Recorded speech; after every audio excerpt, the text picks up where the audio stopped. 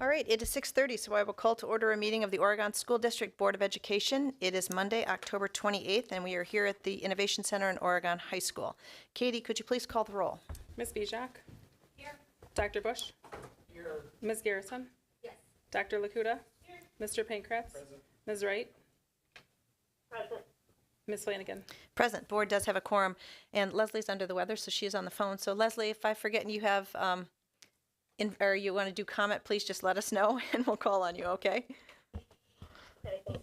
All right, I do have proof of notice from Ms. Heights, so this meeting has been duly noticed, so we are good there.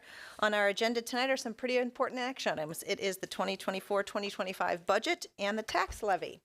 And then we will have a presentation from our OHS leadership team about their goals. So that is the agenda for this evening. I will take a motion to approve that agenda.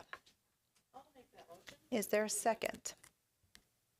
I'll second. All right, we have a motion and a second because Leslie's on the phone. Katie, could you please call the roll? Dr. Lakuta? Yes. Ms. Garrison? Yes. Ms. Bijak? Yes. Dr. Bush? Yes. Mr. Pankratz? Yes. Ms. Wright? Yes. Ms. Flanagan? Yes, motion carries 7-0. We have an agenda. Okay, and we also have our normal consent calendar. We do have the following donations, which I will read. $60 for the OHS band from Lori Sigmund, and then $173.79 for student needs from the NINA Fund. I will entertain a motion to approve the consent calendar.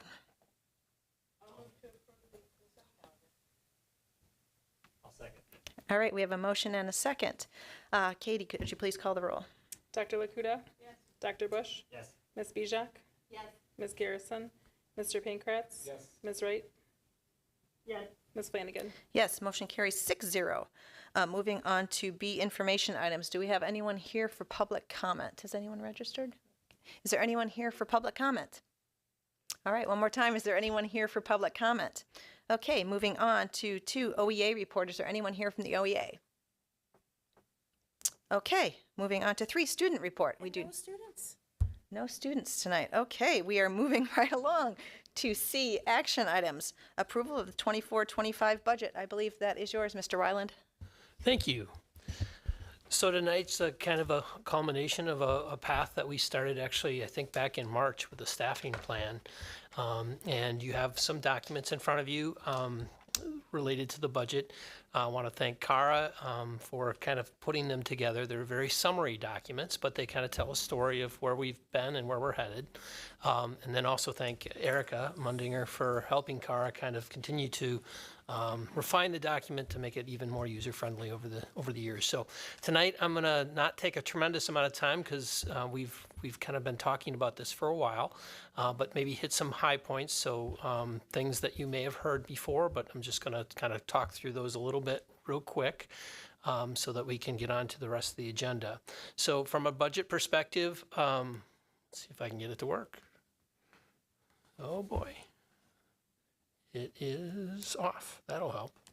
There we go. Maybe some just high-level pieces of information. We did experience some student enrollment growth this year, just in summary, and I'll talk a little bit about that in a second. We do have about $5 million of funds remaining from prior years that we are anticipating using at least part of them in one-time expenditures this year. That means expenditures do exceed revenues for this fiscal year in Fund 10. But again, it's one-time in nature, and that's important to stress that so we don't find ourselves in problem down the road. 2024-25 is the last year of our override with the 2022 referendum. So that's kind of important to understand and remember. We'll be going back into the biennial state budget cycle this next year. So we've kind of had a little bit of a holiday, so to speak, with budget in that we've known more information than we haven't known because we knew the state budget, we knew our referendum override. We've been in a good position in order to make decisions earlier in the past. This next year will be tougher, so we'll kind of have to be doing more projections and more what ifs as we get into that. Typically the budget, the state budget, which tells us a lot of information which we have to use for planning, you know, it doesn't really get known until sometimes the summer of the biennium. So just something to be prepared for. But this year was great.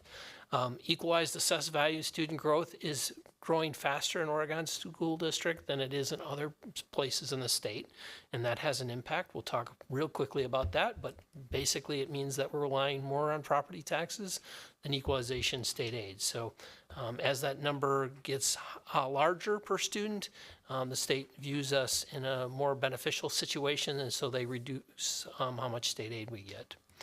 And then unused taxing authority is being transferred to debt service fund this year, and we've done that in the past to kind of provide taxpayer relief, yet protect our ability to raise funds in the future for general educational purposes. And then the debt levy this year includes 1.25 million of debt defeasance. So I'll show you why that's kind of important as well. So enrollment, this is head count. When we talk about students, we can count students in about 5 different ways in Wisconsin. So this is the one where the principals are most interested in it because it tells how many bodies are actually in the building. So you can see that we kind of popped up quite a bit this last year, about 75 students or so just on the number of bodies that are coming into our building for our third Friday. Now that's made up of a couple different components. The one is membership, and this is a kind of a 5-year average or recap of our membership numbers. The first number is the actual membership, and that's experienced shown in a full-time equivalency number. So you get how many students are here full-time. Our 4K students only count, even though they're super cute, they only count as a 0.6 because they don't come to school every day for the entire day. So that's why that's important. So then that equates into a number of students. And then the total FTE is shown there too. And then the 3-year total FTE, because there's a 3-year average in our revenue limit. And so you can kind of see the orange bar is what's going with our 3-year average. The brown bar is kind of how many students we have total, and then the membership count. So I thought I would show this slide. It's from the packet, and just make a quick comment on this. Even though we've grown this last year, which is awesome from a planning perspective, we do have this hurdle, and we had this hurdle last year as well. So it's just important to kind of show that we have to grow a certain amount of students just to stay even. So I always compare our kindergarten to our 12th grade student population, and you can see our kindergarten was 258 this year. Our 12th graders, who will be not 13th graders next year, but most cases they will not be in Oregon School District, will be leaving us. So then the next question is, how many more kindergartners come in?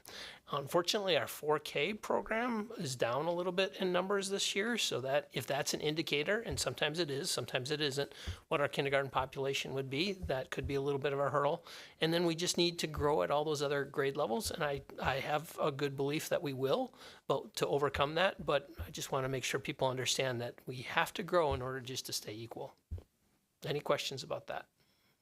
Historically, what's the balance been between kindergarten and At the 12th grade, usually not that high. That's a really high 12th grader population. I'm looking for the, yeah, 314 is pretty high, isn't it? It's becoming more and more frequent. Okay. So we've got 3 classes here that are significantly bigger than that currently, including our freshmen, Okay. which are about 350. Okay.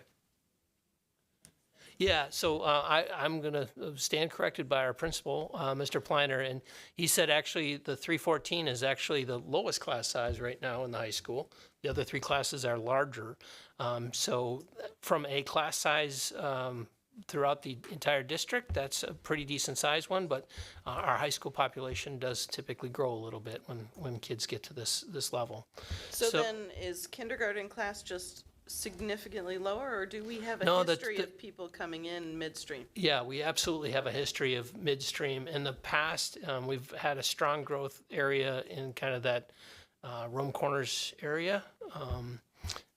It hasn't, I don't know if it's been that strong lately, but in the past that has been a thing. So kind of all the grade levels, we kind of have grown up to that level. Okay. So then the other piece of the pie is open enrollment, and they obviously make a component of our our head count. So the orange bar represents the students that are coming into our district, and then the kind of yellowish is the students that are going out. And then we have this unique situation with McFarland where we have Burmeister Woods, and those students can actually go to either district. We kind of worked that out as an agreement a number of years ago when a certain population wanted to go to McFarland, and so we kind of include those as open enrolled outs for some degree, but there's actually a tuition agreement that covers them. So you'll see that that population from Burmeister Woods actually going out decreased by 4 students this last year, and then our other students went down by only 1, but that's a difference of 5 students that are not leaving us, that are staying, which is about $50,000 in open enrollment dollars. And then we actually went up on the number of students coming in, around 26 students. So a good portion of our increase in revenue that we hadn't projected back in the spring is actually related to this open enrollment trend. Revenue limit. So we talked a little bit about this before. It was one of my bullets that talked about as our equalized assessed values go up per student, we are more reliant on the property levy than the state aid. And so this kind of shows that our state aid has been staying, our equalized state aid has been staying pretty consistent, but our levy authority is going up. And that's simply because of that equation, as well as the revenue override that we approved in 2022. So this just shows that in a different format where our revenues come from. This is just the general fund, Fund 10. Property tax is making up 55%, and then equalization is 32%. I will tell you that when I got here, and this was a while ago, I had a full head of hair. We basically were closer to slightly more state aid than we were property taxes. So our growth, our equalized assessed growth per student has grown significantly in that 25 years. So everything else is fairly minor. Those are our 2 major financial sources for Fund 10. Our expenditures, salaries and benefits, make up around 60% of that. But what transfers is actually an interfund transfer to Fund 27, and the majority of our funds in Fund 27 are salaries and benefits as well. So I think you could probably take around another 10% of those transfers, and that's salaries and benefits. So you might remember in the referendum, we were talking about 80%. Well, we were including that transfer, as well as significant amount of purchase services are related to transportation, which a lot of districts have in-house, as well as some custodial cleaning, which we also outsource. So you could probably still take a good percentage of that 15%, and that would be a part of that as well. So those salaries and benefits definitely are the major component. The reason we show this is these are actually account basically how the accounting structure is. So this is the format that you might see this in at the state level. Debt schedule, I talked a little bit about defeasance, but just wanted to show this to you. This is kind of what we've got left, so to speak, to pay over the next 15 years or so. You can kind of see that that's about $94 million. Now, the debt defeasance that we're talking about, that 1.25 is in there, and if the board chooses, my recommendation in the spring will be to take that 1.25 and take that off of that 93 number. Plus, we've had some additional funds that we've set aside for defeasance in the past that we'll be able to combine with that and take over $3 million off of this debt schedule for next year into the future, which will have significant savings in interest earnings because we won't be borrowing that money for that amount of time. Yeah. Andy, sorry. I thought you said 3 million in debt defeasance. I remember last year we had 1 million. This year we have 1.25. And I think we actually had 1.4 from a couple years prior to that. Prior to that, okay. Plus we have some interest earnings. We've been doing really well with interest. So we're probably somewhere between that 3.5 to 4 million range. Thank you. So then this is just kind of shows the last 5 years of what's going on with the tax levy. You can see that for the most part, it's for operational purposes.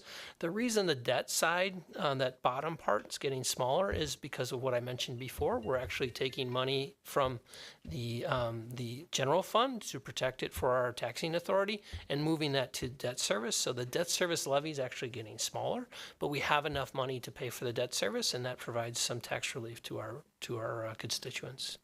So the other components are very, very small. You see that we did pay off our non-referendum debt service a couple years ago, and we've actually used that money for a couple different purposes, for some social workers as well as for an increase in our capital maintenance budget.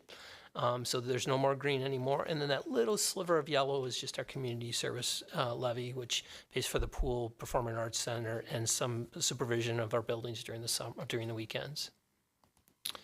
So here's our tax levy history, basically just number form of what the last graph was. And you can see that our tax levy is actually, I think there must be a small rounding error. I think it's actually 945 is our mill rate projected for this year. So you might see some sheets with that on. I just caught that, but down a penny from last year.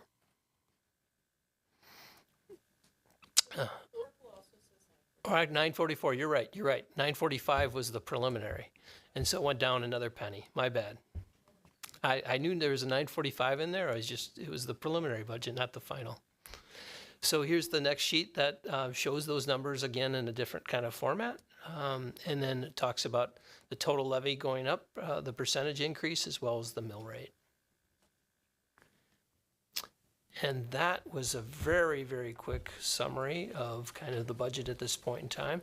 Just to recap kind of the calendar here, we started in March.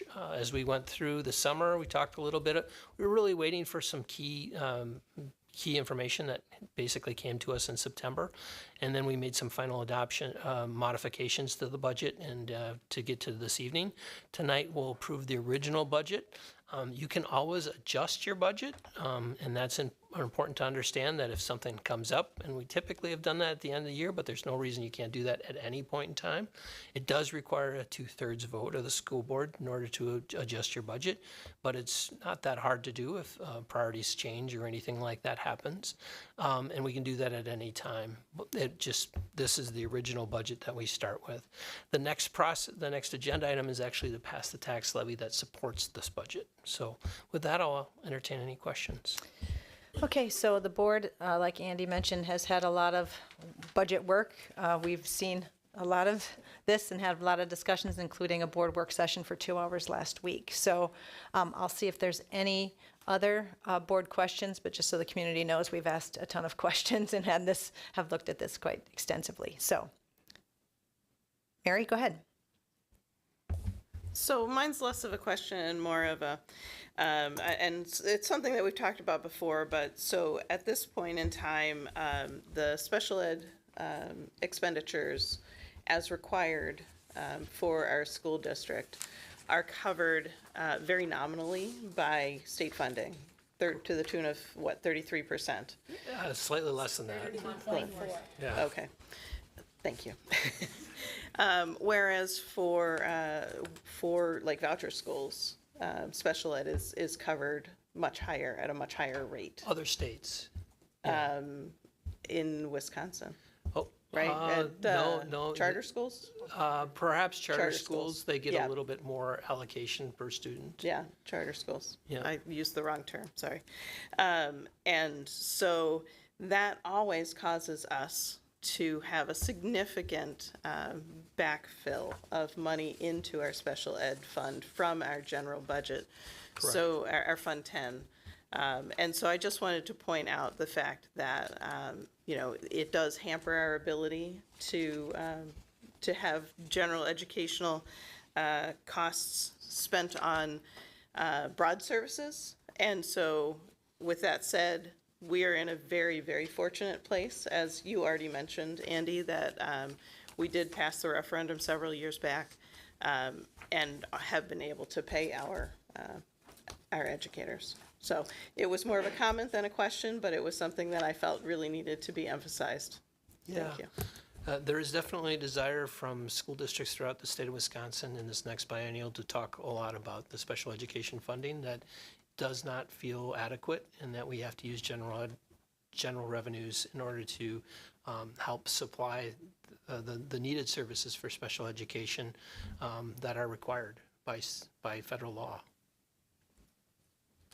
Andy, just so people know dollar figures, why don't you kind of share what that transfer is? And I know I was it's looking over for it. $8 million. It's- $8 million is in my head. I Yeah, can't figure yeah. out more than that. And I but- think, Mary's point as well as this board and your point is that special education is very important, and we are very supportive of those services. What we're saying is that the state of Wisconsin is only reimbursing school districts 31% of the mandated money that's spent on that. So it is your definition of an unfunded mandate. And so we're moving $8 million from the general fund to cover those services. We believe in those services. We believe that the state is not funding those services and their obligation of what they should be doing. Accurate? Correct, and Okay. 8.3 million to provide Okay. a little bit more specificity. Go ahead, Heather. I wanted to, Mary took the words right out of my mouth. This is the point that I was going to make. And I just wanted to give Dr. Bergstrom and Andy a thanks because in our weekender that on this topic that a third of Wisconsin districts going to referendum wouldn't need to go if special ed was funded at 60%, not even the whole thing. So I just think it's a testament to that it's not just happening here at the Oregon School District, but that this covers school districts across the state, and because that we are one of the lowest special ed reimbursement percentages or rates in the country. So again, what Krista said in that we're supportive, but imagine even if it was at 60% and not 32.4 or whatever, that what a difference that would make for our district and districts across the state.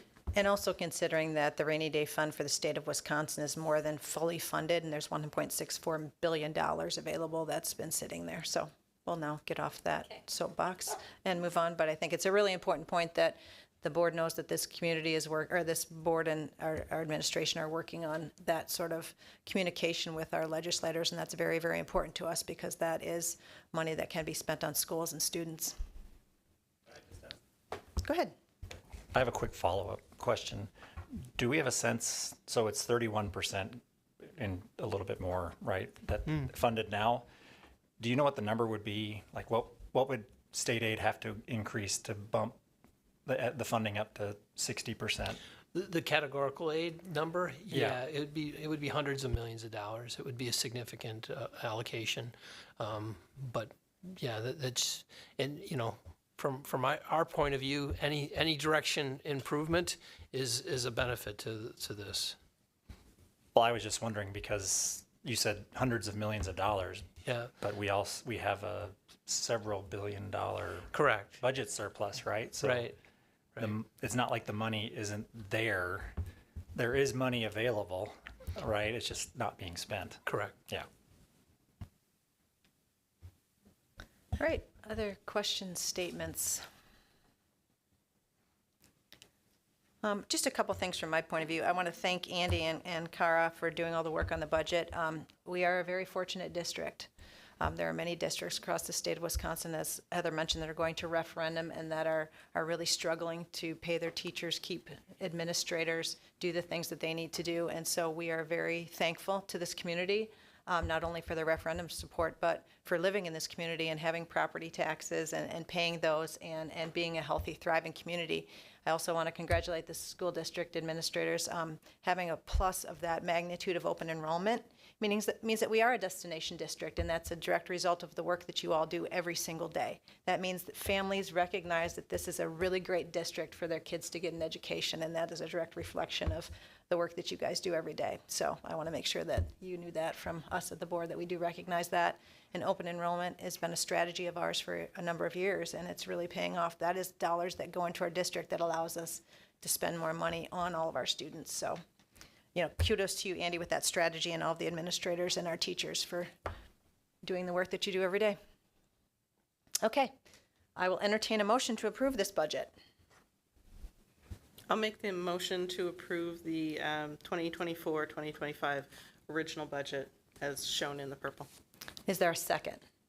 I'll second. All right, we have a motion and a second. Any further discussion? And Leslie, I want to go to you first in case you want to say something. I'm good. I definitely support approving this budget. Okay. Any other discussion from any of the board members? Okay. Katie, could you please call the roll? Dr. Lakuta? Yes. Mr. Pankratz? Yes. Ms. Bijak? Yes. Dr. Bush? Yes. Ms. Garrison? Yes. Ms. Wright? Yes. Ms. Flanagan? Yes, motion passes 7-0. Moving on to action item 2, which is the approval of the 2024-2025 tax levy. Andy, do you have anything else you want to add about the tax levy? It was part of the It's presentation. Pretty much anticlimactic at this point, yes. That's just the next step. Okay, I will entertain a motion to approve the tax levy. I'll make that motion. All right, we have a motion. Do we have a second? I'll second. All right, we have a motion and a second to approve a total tax levy of $43,626,855. Katie, could you please call the roll? Ms. Garrison? Yes. Dr. Lakuta? Yes. Ms. Bijak? Yes. Dr. Bush? Yes. Mr. Pankratz? Yes. Ms. Wright? Yes. Ms. Flanagan? Yes, motion carries 7-0. All right, we are through our action items for the evening. Thanks, everybody. Okay, moving on to D, discussion items, committee reports. First is vision steering, so I'll turn it over to the chair, Heather. Our next meeting is November 20th. Oh, Sorry. Our next meeting is November 20th. okay. Moving on to policy committee, and that chair is Mary. Oh, sorry. Yeah, I think I was just caught off guard. November 11th, thank you, Gina, is policy's next meeting. Thank you. Okay, thank you. Moving on to E, information items. First is visioning and strategic planning, so I will turn that over to Dr. Bergstrom. Thank you. I'm really excited for tonight because tonight is our final presentation from all of our schools related to our goals for the 23-24 school year, the results of those goals and our pathway forward, which of course is based on the board's priorities, the district goals, and now we're here to hear from the high school. And I believe they have their own presentation. Do you have access to that, Ms. Heights? Thank you.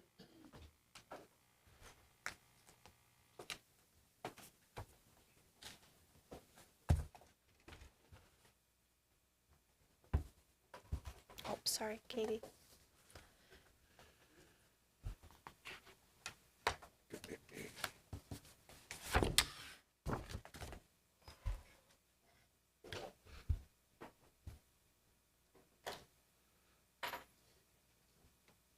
Test, test.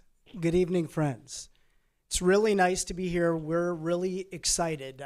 Anytime we have the opportunity to get in front of the school board, and it's not often, to share our work at Oregon High School, it gives us a chance to elevate the good work that is being done by the staff and students of our high school, and we're really pleased to be here with you tonight.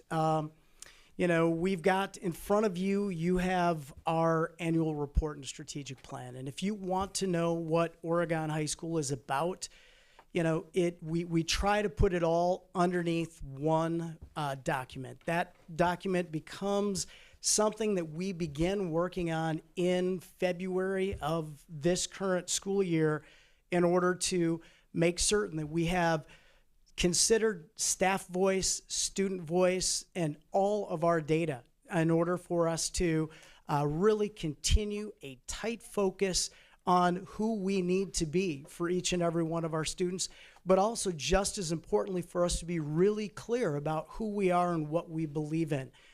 That has evolved over the course of time. I opened a cabinet and there are iterations that go back 9 and 10 years, and they have grown in complexity, but they are recognizable in their continued focus, in investment in staff leadership, in investment in the fact that we are all learners and leaders. The experts are typically in the room with us when we are maintaining a focus on better. And so as we guide you through our story tonight, you know, it really begins a long time ago, and this coming Wednesday, we'll be meeting with our rising senior, well, our current seniors, and we'll be guiding them through their first of 4 meetings towards graduation, and I'll have the Bijak twins there as we start to get this class ready for what comes next. And that's the work of this district, as you have established a portrait of a graduate that applies to each and every kid when they walk through our doors, is those 4K kids that that Andy referred to. That's our mission. At the high school, it really is a really bright focus of everything we do. On the screen, you've got the very first slide that I shared with Oregon High School staff back in the spring of 2015. And that happened to be, I thought, a great picture of Jack Krieger, whose dad teaches Phi Ed here as a graduate in 2014, with Caroline Kissling, who was a mere little third grader at that time and was 10 years from graduation. Lo and behold, this is her graduation class. And so she crosses that stage. One of the first tasks that we did as a staff was identify the skills and competencies that we want every kid to have when they leave us so that they will thrive in a complex and changing world beyond high school. And that's consistent with the work that this board did a year or two later around a portrait of a graduate. Beginning with the end in mind is the most important thing that we do. It's helping kids not only find their passions, but it unites the work that we do as a school, because as a biology teacher or as a Phi Ed teacher or as a music teacher, I am contributing to those outcomes that we need for kids as they move on to what's next for them. And so how do we do that? We're pretty simple. We're really simple. We ask three big questions that drive all of our improvement planning. What are we doing well? And the things that we're doing well, we want to understand, and we want to cling to them. We don't want to abandon the things that make us effective and high quality, and the things that are strengths, you want to know those strengths. And then we need to know where our struggles are. Where do we need to improve? And once we're really clear on what those elements are, then we have to ask the question, how do we get there? We have to invest in our staff in a long-term focus so that people believe that they're doing the right work, that work is important, and that we're capable of making a difference in the outcomes of the kids that we serve. And so you can see along that bulleted list, there's a large group of data points that we tend to, including a SWOT analysis that we do with our staff each and every year, so that we know what is happening, and we are leaning in together to try to focus on what we can do collectively to make things better at Oregon High School. And we're going to dive deeper into themes, but in general, what does our data tell us? That student achievement is generally very strong at Oregon High School and improving. Also, we have gaps in academic achievement that continue to exist in our data and have persisted over time, and that's a bright area of focus for us. Third bullet, really a third theme, all of our demographic groups show growth beyond what is considered average across the state of Wisconsin, and our growth data is among the very best statewide. Fourth, our data show that our students and our community is making positive progress in the area of supporting students' social wellness, their emotional development, and as well as their academic progress as well. Oops, if I hit mine, that doesn't do anything. So just a few closer looks, and again, a lot of data is right in this brochure. But what are we doing well? That bar graph shows our GPA ranges by intervals, and we can see that the vast majority of Oregon High School kids are in the band of scoring or achieving well, are thriving. We have about 67% of our kids have a GPA that falls 3.0 or higher. Just about 10% of our kids are in what we would describe as the interval of concern, which is a GPA that would fall below a 2.0. The pie graph really refers to the distribution of grades at Oregon High School, and what has been strong continues to trend upward. If you take a look at those big slices, B- or better would probably it's more than 75% of the grades that are issued. 5 years ago, we had about a 4.3% failure rate. That's down to about 2.8% failure rate. And again, you'll hear some things from our team up here in terms of what we do to make sure that we engage each and every kid. We understand the challenges that they face, and that we never quit helping kids find better. We also have a slide here that talks a little bit about some of the trends in our ACT data, and we show some really significant trends in a positive fashion. You can see that on the top as you trend across to our current seniors, a pretty dramatic increase in the amount of students that are proficient or at target in the ELA, math, and science areas. We also show that our composites have continued to climb, whereas statewide, some of those have really remained pretty consistent. And in that lower right-hand corner, when we take a look at the ACT College Ready benchmarks, this past year, our current seniors, 39% of kids hit all 4 benchmarks, which is pretty significant. It's something for us to feel really good and positive about as well. As I forward it as well, we have 1,341 kids at Oregon High School, as Andy referenced in the Friday counts, and we're responsible for each and every kid growing and reaching their potential. And so wherever kids come to us, it's our job to move them forward. And this is from the 2023 report card. The 24 report card is out, but still embargoed.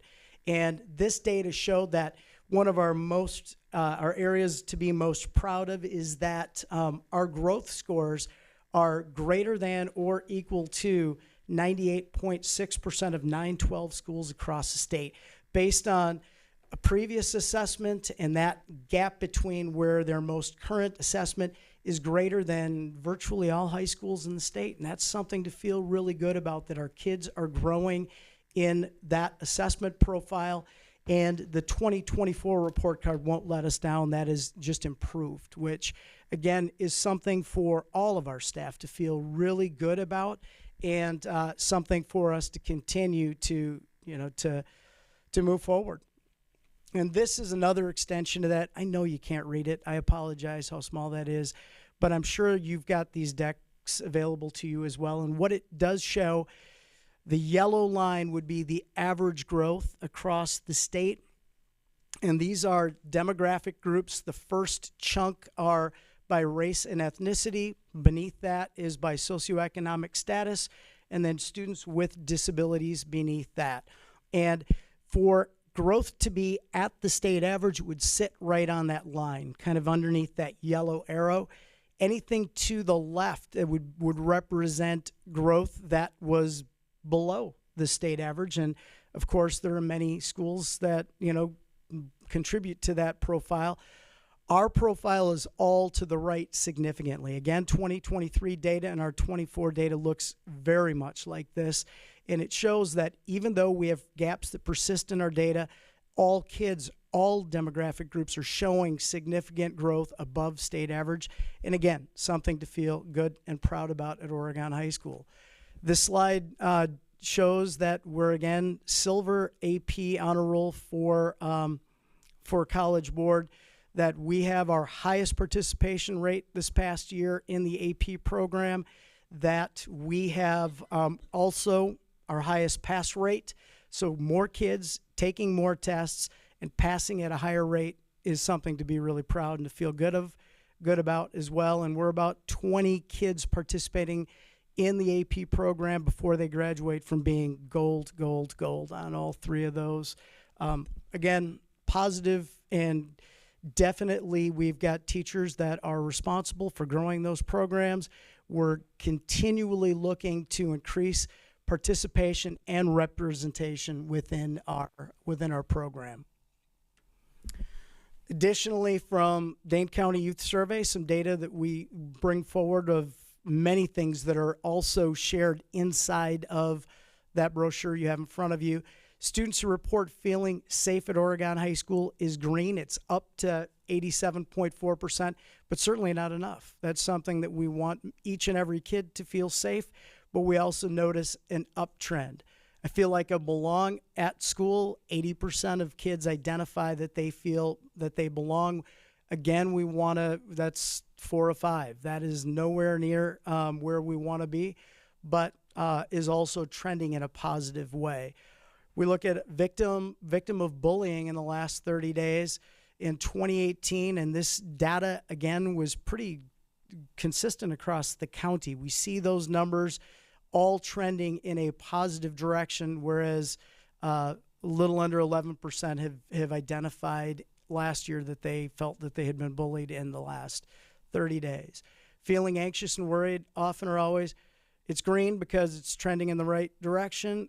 Still feels really high to me at 28%. But again, consistent with data across the county. One thing, then that last one, use of mental health services. So the indicators that focused on student mental health and wellness all are trending in a positive direction. And this is rising, this particular number, which I would attribute maybe in a real positive way, that the stigma around students accessing mental health support and care and therapy and counseling maybe dropping, and perhaps that indicates that there's more availability in Dane County as well, and more families are taking advantage of that as it becomes available and necessary for them. So we see that as a positive trend as well. Where do we need to improve? We as we had stated earlier, we have achievement gaps that have existed, and I think you can see on page 14, the slide kind of pulls some of those out. We can see that when it comes to cumulative GPA over the course of time, that some of our demographic groups have some historical differences in how we're achieving. We've got some gaps that also show up in our attendance, as well as some behavioral outcomes as well. And very often all of those things are connected. That if we can get students to school and I can get kids into classroom doors, I know we can do great things with kids. And so, there'll be a few things that you hear about tonight about focuses on making certain that we serve the whole child, that we understand the root causes of where kids' struggles lie, and that we deploy resources in the right areas. We also know that tonight we don't have time to explain to you everything in the detail that you might like to hear, and we would love to come back and to share more. If you want to know more about AVID, you want to know more about our student services team and our neighborhood support and intervention team, you'll hear bits and pieces about that tonight, but invite us in and we would be happy to take you closer to those programs as we go. So we also, Maggie will talk a little bit later too about growth in our English language proficiencies for our ELL population as a key area of continued improvement. That's an area that we need to get better, is making certain that academic English continues to improve for students that we need to serve better, and then helping them then serve or achieve academically better outcomes, and then preparing them for post-secondary pathways. That'll be an area of continued focus for us. And, while our growth numbers are super impressive on our assessment data, we want to continue to see more and more kids hit those college-ready benchmarks, and that's going to be a continued focus for us in preparing kids by exposing them to rigorous learning experiences on a daily basis. So I will be passing the mic here in a moment, but again, how do we do this work? We continue to focus on our data, and you collaboratively make sense of data, and you see ... And that is for the purpose of, right? For the purpose of striving for better outcomes for each and every kid, for the purpose of understanding where we need to equip our staff with more tools and strategies and resources to be more effective in developing those student outcomes that we're after. Really continuing to maintain a focus where it matters the most, and that's that instructional core, tier 1 instructional experiences that are high expectations for each and every kid. So they are heavy demand, heavy lift, high demand intellectual learning tasks that ask kids to read, write, critically think, and collaborate with their peers, because those are the skills that they're going to need beyond graduation. And a biology classroom and a Phy-Ed classroom and a music classroom is where that work happens. And so preparing ourselves to be better in terms of developing learning tasks that are at the level of a grade level standard and that are engaging kids into all those activities to demonstrate their learning is continuing to be high priority. High supportive learning environments means that we equip teachers and students with the supports that they need to reach those high demand, heavy lift intellectual tasks. And so, we'll talk a little bit about that as, inclusive classroom environments that really are equipped with tools and strategies that help kids reach those standards are key. And the drivers for those two important pieces are PLCs, collaborating with your peers, knowing that we're better when we work together. We'll continue to study the impact of our work, and we'll build a culture here that reinforces that we're all learners and leaders. This coming week, we will have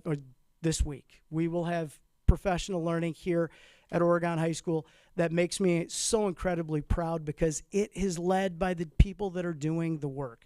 It is led by our staff who are demonstrating the work that they're doing, and 90% of the time they will stand up and say, well, we don't have everything figured out here, but here's what we do, and they're killing it. And that is the most important piece, is that we own the work, we share the work, and then we reflect, we elevate the voice of others.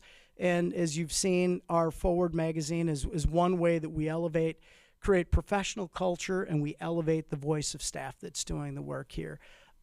I think 10 years ago, some of those PD days in October, there's probably way too much Jim Pleiner talking. And that has flipped in such a strong and powerful way. We're really pleased with the professional culture we have here. And I'm going to flip the mic to my good friend, Maggie Zawicki here. Thank you. Good evening.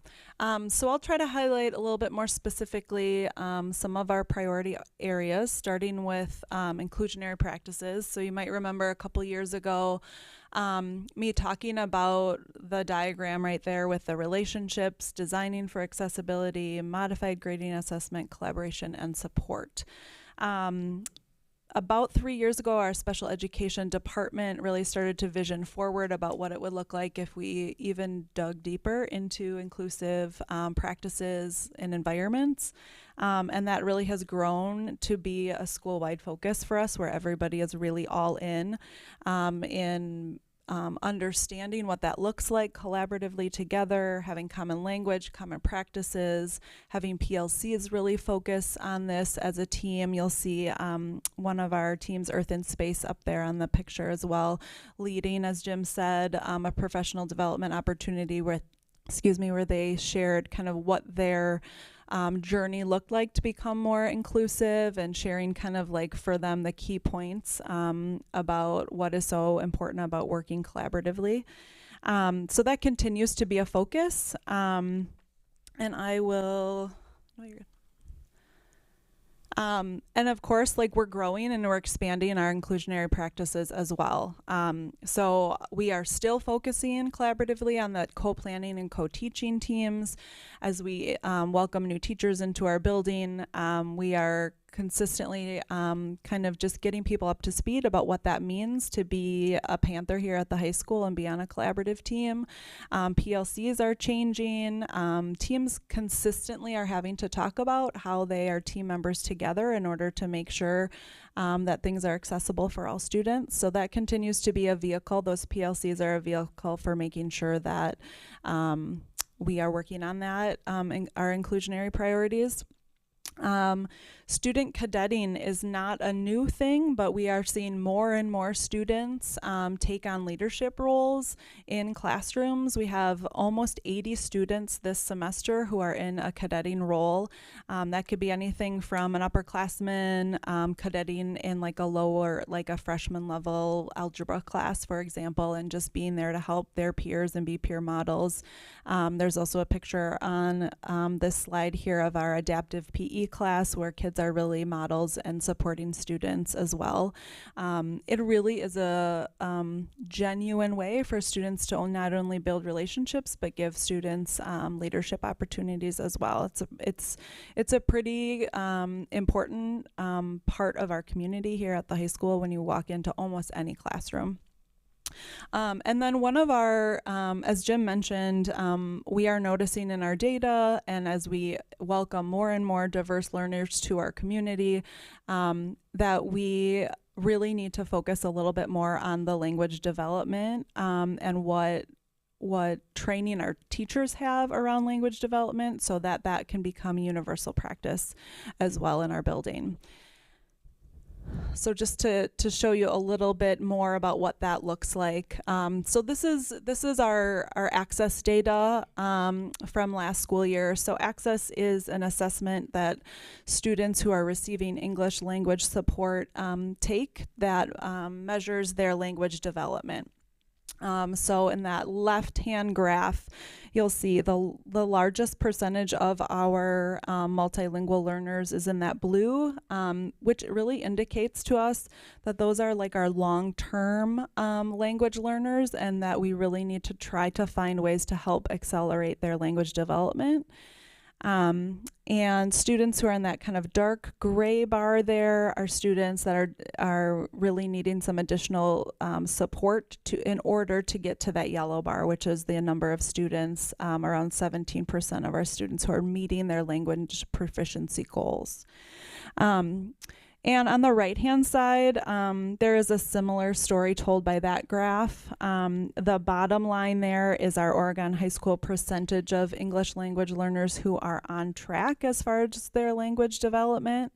And that yellow line is the state average. So this is one place that we see that we really want to make some growth in this area, which is why we're going to start to focus more on universal teaching strategies that will help these students in addition to the services they receive as well from our multilingual teachers.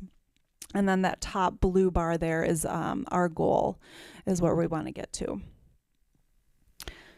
In addition to us kind of focusing on that as learning opportunities for our staff, we've added, with your support, a multilingual para this year, just because we're receiving more and more kids coming into our building that have language development as a need. So we, of course, appreciate the support that you've given us as far as allocation as well.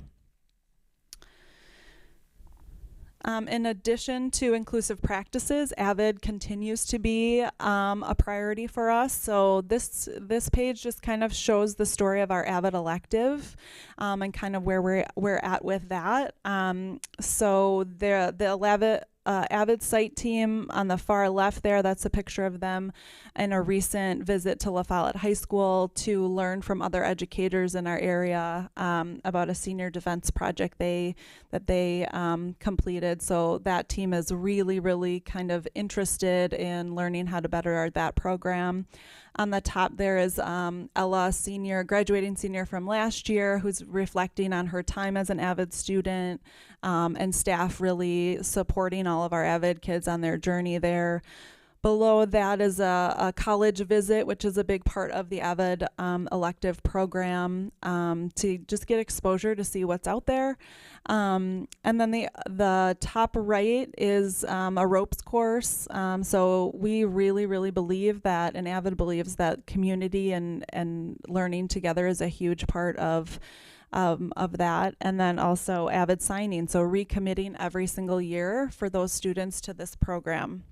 So the mission of AVID, just as a reminder too, is to close the opportunity gap by preparing students for college and career readiness, which is very aligned to our Portrait of a Graduate.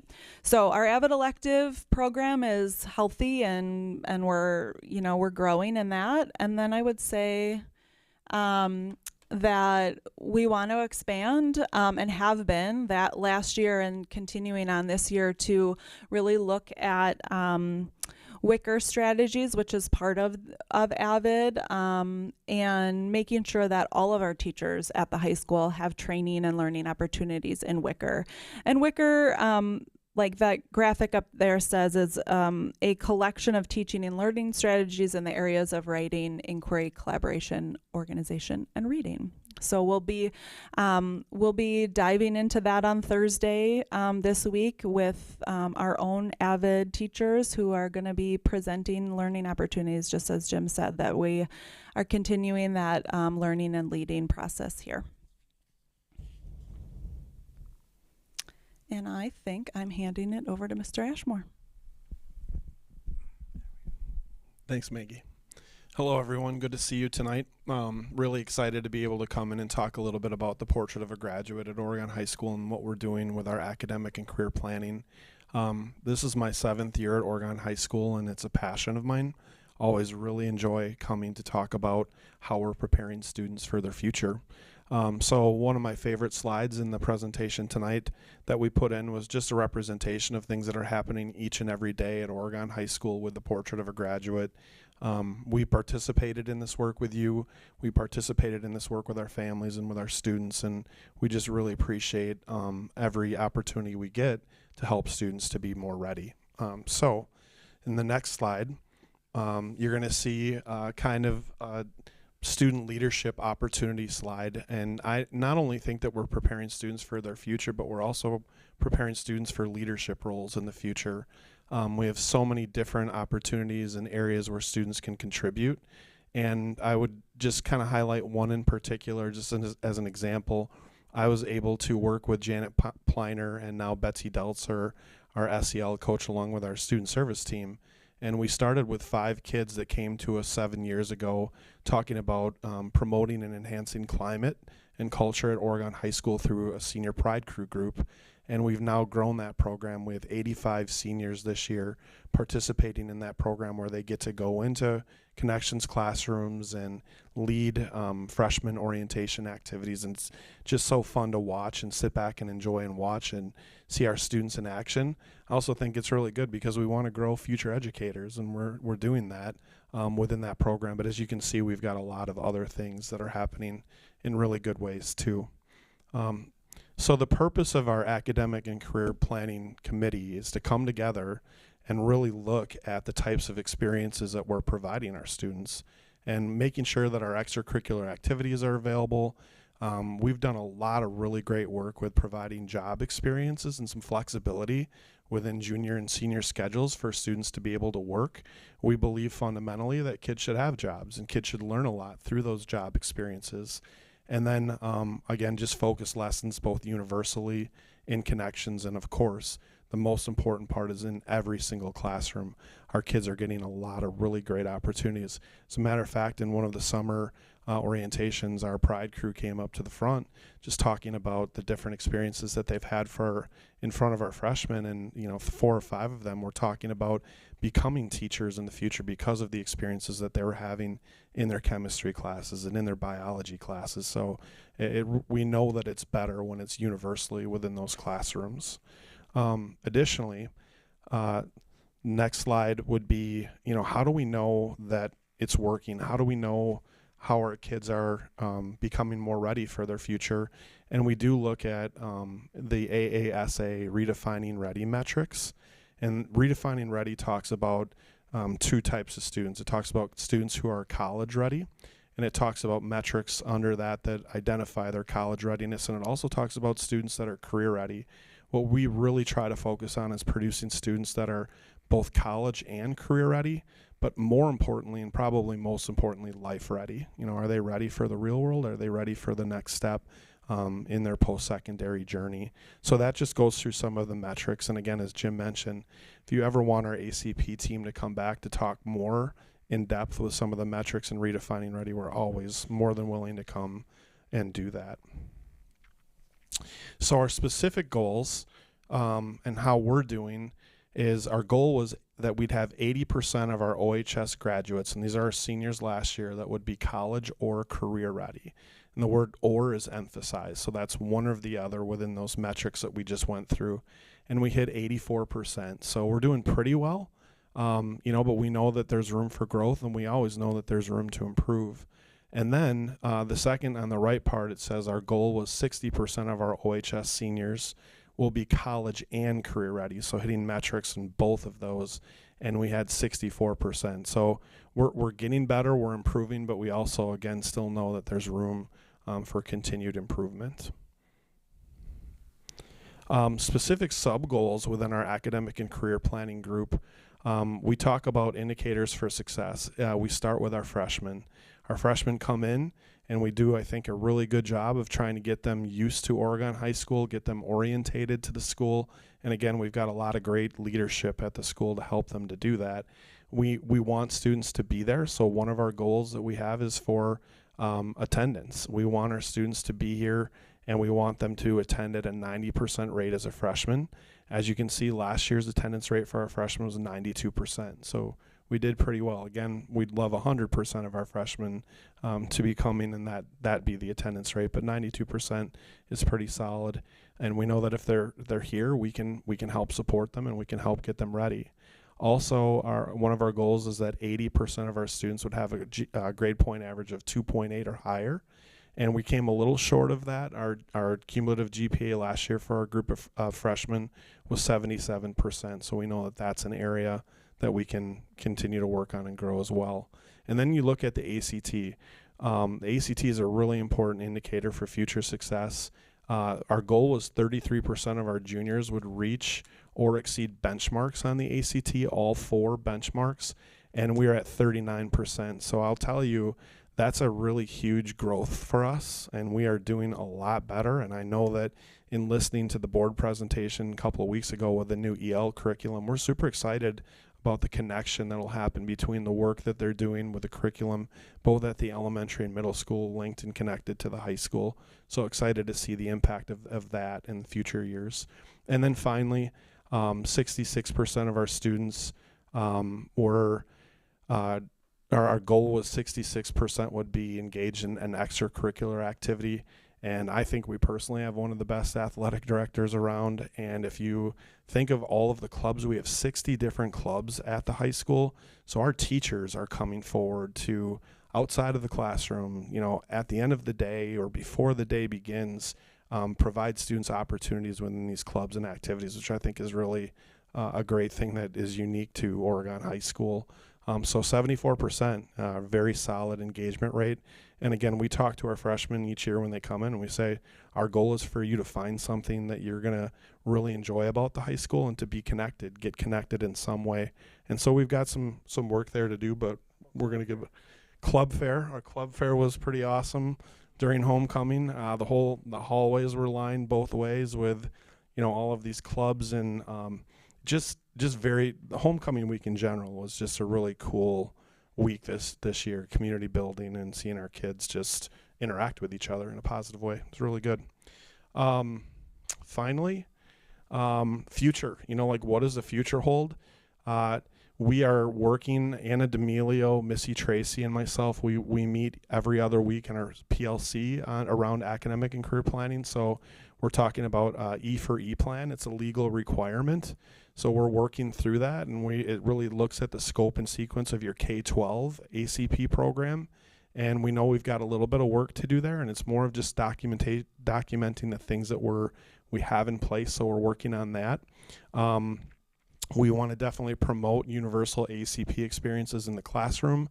There's so many things happening. We don't really know everything that happens. So we're going to send out a survey to our teachers just to find out a little bit more of some of the opportunities of providing kids within their classrooms, professional trainings, job shadows. Zello is a great tool that we use for a lot of the post-secondary planning too. Next step would be Panther Connections. We do universal academic and career planning lessons, but we also have switched curriculum in the last couple of years to a prescribed grade 11 and 12 post-secondary readiness curriculum. And the students through survey have responded that they really like the curriculum a lot better. Last week, as a matter of fact, with our juniors, we taught them how to write a college entrance essay, like the components of a college entrance essay, which I thought was a very cool lesson, and our students said that they appreciated it. It was good timing. So NextPath data is something I'm also really excited about. When we talk about redefining ready, NextPath data is going to be able to get us more live looks at how our kids are doing, how many of our kids are college or career ready. So I'm working with Jamie and Joe a little bit on the back end with NextPath data to try to get that going. John has done an amazing job, and Mr. Pleiner, in terms of trying to get all of this data pulled in, but it's not as easy as it sounds to really know if kids are ready for their future based on those redefining ready metrics. So we're working more with them. And then senior AP capstone portfolio. So we're talking a little bit more too in our connections planning team about how we can be using OHS connections to help students to be ready. I personally believe that every kid that graduates from Oregon High School should have a resume and a cover letter, and that's important. That's just an example of some things that they would do within an ACP capstone portfolio. So excited about more discussions there. We did that a few years back with senior seminar, and we'd like to see if we can use our connections time in a little bit more academic and career planning focused way. And then finally, promoting the OHS School to Career program to all OHS families. And I've mentioned Ms. D'Amelio a couple of times, and I'll tell you, she is growing that program. She is getting things organized in so many systematic ways. Anna is super talented. I know you're going to talk more with Ms. D'Amelio about the School to Career program, because as you can see from those numbers, our kids are starting to find out more about those programs and really take advantage of those opportunities. So that's a lot about what's happening with academic and career planning at the high school, and just appreciate you listening. And if you've got more questions, let us know anytime. I'm going to pass it to Mr. Hunter. Mr. Hunter. Thank you, Brad. So I'm going to talk a little bit about, I'm just going to pull back the curtain a little bit more in terms of some of the things that are happening at OHS. One of the things that is important, and Mr. Pliner always mentions this, to us, that we are in the people business. And so being in the people business, we have to make connections. That's very important, in making connections. And here at OHS, we are student driven, and our foundational piece is ensuring every student and every family is connected to someone, whether it be a teacher, a paraprofessional, administrator, student service counselor. We all are here to connect with kids and make sure that they are being successful. And so our student support service team is really, in so many ways, the heart of our school. As you see here, the student services do many things. And relating to students, they touch on academics, social emotional well-being, relationships, college and career planning, helping students and families to meet basic needs, access to other community and mental health resources, finding education support in regards to alcohol and drug issues, academic success center as well, and helping kids succeed. So we're really looking at the whole child. We're really supporting every aspect of the whole child in terms of being successful here at OHS and feeling like they have a home here. And so one of the things that was mentioned earlier on, and I was kind of upset at the board because they kind of stole my thunder indirectly, but the enrollment is increasing. And that does says a lot of our community and people wanting to come here in the district. It says a lot also in the hiring process as well, and looking at who we're hiring and being really intentional in the hiring process and hiring the right people to connect with our kids and to grow our community even further. So that's important in every aspect. And so one of the strongest points, I guess, in connection with student services is the dynamics of the neighborhoods. So the neighborhoods allows us to really, again, extend our human resources and connect it with the people here, the students, the families, and dividing up our student population into neighborhoods. As you see here, this is the lovely administrative team here. Last names A through F, and Avid is Mr. Wiki, myself, that's a nice picture of me. Myself, Mr. Hunter, last name G through N, and Mr. Ashmore, last names O through Z, and we're connected to a specific counselor that's also in our neighborhood. You have Mrs. J, who's with Mr. Wiki, Mrs. Angeli, who's with myself, and Ms. Schaefer, who's with Mr. Ashmore. Again, this allows us as human resources to make sure that we are connected with students, that we are constantly connected with families, providing resources with them, and just finding out ways to ensure that their student is being successful here at OHS. This is the pictures of our student service team. Every Thursday, just to give you a little bit more deeper insight on the process and ensuring that we are touching base with families and students, every Thursday we have what is called our NEST meeting. NEST stands for Neighborhood Student Service Team. And so in having these meetings every Thursday, we really dig into the data. We look at attendance of students. We look at the grades. We look at behavior referrals. We look at other, things that teachers may streamline to us so we can collaboratively with the student service team work on to find solutions and connect with parents right away to ensure that student is being successful. Our students are being successful. And then here are the pictures of some of the student service team members, some important faces. We have Anna D'Amelio, Brad mentioned her earlier on, school to career coordinator. We have Amy Mitchell, the school social worker, Anissa Oscar, mental health coordinator, Betsy Deltzer, who's our social emotional learning coach, Rachel Hansen, school psychologist, and Julia Lobby, who's also the school psychologist. And added to our team is, of course, the lovely Jen Schmidt as well, who's sitting here beside us. She has a huge input in and an insight as our alt ed coordinator. And so collaboratively, again, going back to what Jim said earlier on, working together, building together, being better together, we're finding ways to really dig in and find solutions and provide supports to many of our families and students here at OHS.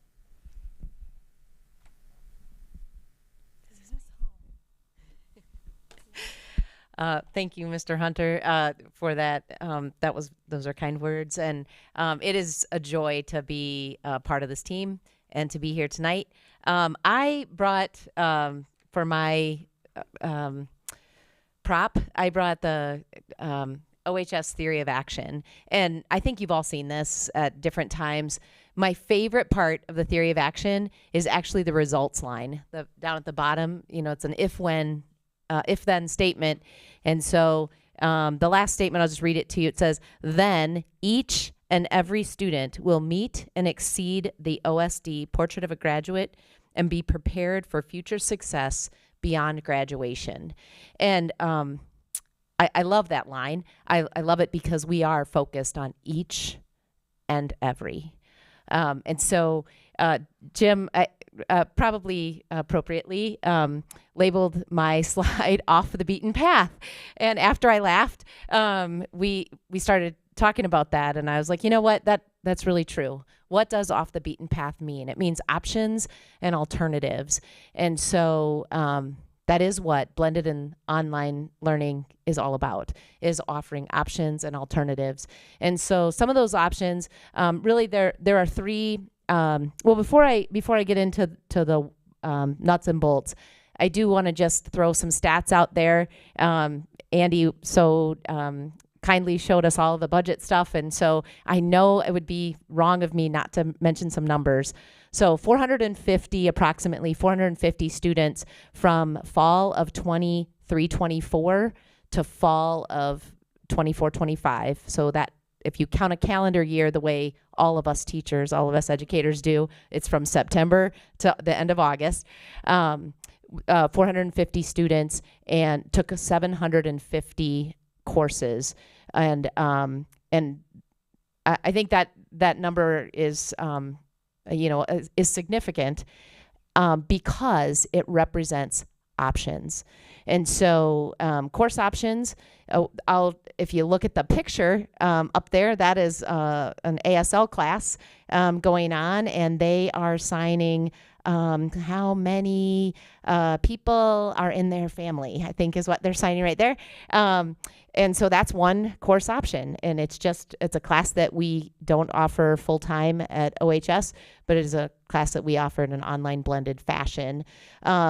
Additionally, we have students that might come to me. A student this year came to me and said, Mrs. Schmidt, I am looking at going into law, and the school that I'm going to requires AP US government. And so I was like, yep, I can get you that class. It's an online class, and we will farm that out. But I can get that class for us. And so, and then another student that I love to tell student stories. That's why I ask for my for my office to be at OHS so that I could be with students. And so I get to have my office right there in the hub. It's right off the edge of that big space there. And so another student story, another course option. So we had a student in 8th grade last year that missed, in the first quarter of the school year, missed more days than she attended. And I got a call from the middle school, and ultimately the mom and the student and I sat down and we talked it over, and we determined that she was going to go fully online, and we were going to recover as much academics as we could. She ended up flourishing in online, which was great academically and was a little bit scary coming into freshman year because we really wanted her to be here. Mom wanted her to be here. She wanted to be here.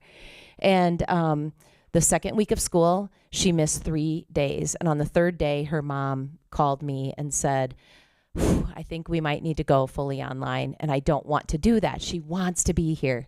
And so we talked, and we weren't going to throw in the towel yet. And so we met and provided an alternative for her. We drilled down and found out kind of what was really causing her a lot of stress and anxiety.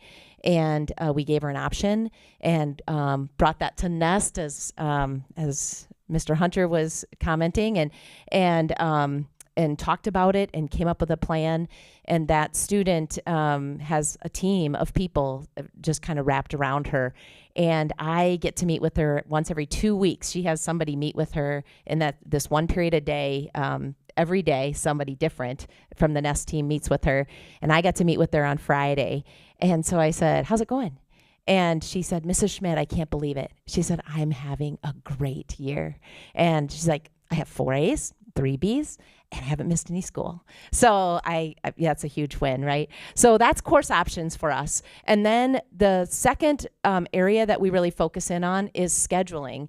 So you heard Brad talk about academic and career planning, and referenced Anna D'Amelio and all the cool things that she's doing. And so one scheduling situation, I'm thinking of a kid who builds the house with CP in the morning for their first 3 periods of the day, and then gets to go and do apprenticeship in the afternoon in HVAC, and has a couple of periods of the day that they got to squeeze in their academics. And so that was, Mrs. Schmidt, I need an English class right here at this time. And so we got that done. Miss Vandry offers online mythology and Gothic Lit, and we, whether you like it or not, we're gonna get you that class. And so that's what he said. All right, I'll take it. And he's having a good time. So that's great. And then another kid that another story along with that is a student who is really amazing at music and has already done some cool things as a sophomore. And I think you got to go see him or hear him, I guess you would say, hear him. And he came to me and said, Mrs. Schmidt, I would like to take online personal finance and a couple of other maybe online classes this summer, maybe take a core class this summer. And so I was like, okay, tell me what's going on. And basically he needs to do that so that he can take orchestra and band, because otherwise he would have to drop one, and that would just be unconscionable. And he also wants to take AP Music Comp. And so this kid's driven, he's got a goal. And so, yeah, we can make that happen for you. And you can take these core classes now so that you can take your enriched classes to prepare you beyond OHS. And then the final group that I want to talk about is our alternative pathways. And these are students that come to us with that have had some sort of interrupted learning, and they are not going to get to 23 in their 4 years here at OHS. And so we have to really think creatively and intentionally about what our interventions will be and how we're going to program for this student, not only to get to the finish line, but get beyond the finish line. And I'll tell you, I do know who's going to be cutting my hair in a couple of years and who's going to be changing the oil in our car in a couple of years. These kids are great kids. They're amazing kids. And they needed an alternative path. And we're able to do that in online blended. Why are these options working? And I think the first reason that they're working is because every time one of these creative opportunities come to our minds, I meet with Jim once a week and I go over those ideas with him. And I think his answer every time I've brought one of those students up is something like, Schmidt, we're doing great things for kids. Let's make it happen. And so that's what we do. I think the other reason that these options work is because you guys say yes. And you're in the business of saying yes, make options work for kids. That's what Portrait of a Graduate's all about. That's what the Apple is all about. That is what we at OSD are all about. And I think maybe more importantly, no offense, but I think maybe more importantly is that staff is fully on. The last story I'll tell is we had a student that came in. He wanted to go to college. He had a plan. He was going to go to this one college, and then it's senior year, and all of a sudden a different one looks great, and he realizes, shoot, in October, I think it was about October 15th, he said, I need pre-calculus, and I didn't think I did. And so I got notified, and I thought, oh, I'm going to have to go and meet with the pre-calc team and see if we can whip up a online blended class and get him into pre-calc second semester. And by the time I got down there, it was less. I promise you, it was probably less than an hour before I got to the pre-calculus team, and they said, oh yeah, we got him. We got him. He's going to go into this class, and we're going to put him in math resource, and we're just wrapping around him. Of course. The answer is of course. And that's really the answer to what our staff does on a regular basis. So I think that the reason that it works is really that first line. When all OHS staff build authentic relationships with students and collaborate purposefully, then. Thanks a lot for your time. I don't think I need to close with anything beyond that. Just really proud of our staff and our team here. And it's kind of, the culture right now at Oregon High School. There are so many stories that we didn't tell tonight and so many things that we didn't share. I will advance one more slide. And you take a look at, there's the picture of my colleague to my left, Jen Schmidt, on the cover of Forward Magazine with Miss B, who has been in the same classroom in this district, setting high standards for kids for 57 years. And, we've got from new staff to our most veteran staff, everybody's on the same page serving kids. And that, I think, hopefully was abundantly clear tonight. And I think it's the right work. And we thank you for supporting us, and we'll entertain any questions you have. Okay. Questions for Jim and his team. Who would like to go first? Since you don't like it when I pick on somebody. Who would like to go first? Okay, Heather. You're welcome. This is really great. Incredible to hear all of the different pieces of information and see the data and just really get a feel for what's happening at the high school. Know that this positive is huge, and so when I ask a couple of questions that maybe aren't in the positive realm, it's not going right past the positive. I see all that, I hear that, and it's fabulous. The two things that came to my mind during your presentations were attendance, hearing that as a theme. And when I look through, I saw the stat about the freshman attendance, but I see that in the attendance data that we're 15.9% overall this year, or last school year, is at-risk attendance, and that seems to be inching up from, or not inching up, so you want it to be less and less and less as we go, but what, you say if you can get kids to school, you can teach them, and it's great, but what are the underlying things, or maybe not even what are the underlying things, what are the structures or the supports that are needed so that they can get to school? Yep. And those are trends that are across the state. And my AP team works incredibly hard. I'm going to hand the mic to my friend, Mr. Ashmore here, talk a little bit about some of the things that they do to engage kids and families and to monitor forward progress. Yeah, so as Duran mentioned, I think earlier in our NSST meetings each week, we get the data that we need to know who our students are that are struggling to come to school. And then I think one of the things that we do super well is reaching out to families to create opportunities, via phone or whatever method works best for them to find out what barriers are there for them to, be attending. And as you heard through everyone, the flexibility and the different programming and options that we have for kids has really come in handy to engage families and engage students. But I think for the most part is just knowing that we know our kids, and your ability to provide that neighborhood model and to resource that and give us support has really been able to take the 1,400 students or the 1341 and make that smaller. And I think that's really impacting change for us. Our overall attendance rate is 96% last year, and that's one of the higher attendance rates within Dane County area for schools. We actually had a person from the ASA Associate Principal Convention reach out to our team to see if we wanted to present at the ASA Associate Principal Conference on the strategies we're using. And so we didn't go through that. We're still learners too. But I think we're doing some good things there. So I hope that helped answer a little bit. Yeah, that does. I maybe missed the 96% stat. I was just looking at on the page 14. It looked like the at-risk population for attendance was going up. So that's where I was asking that question from. But that 96%, obviously, you always want to improve, but that's a great number. And I think we also see some trends. Is it on? Yeah.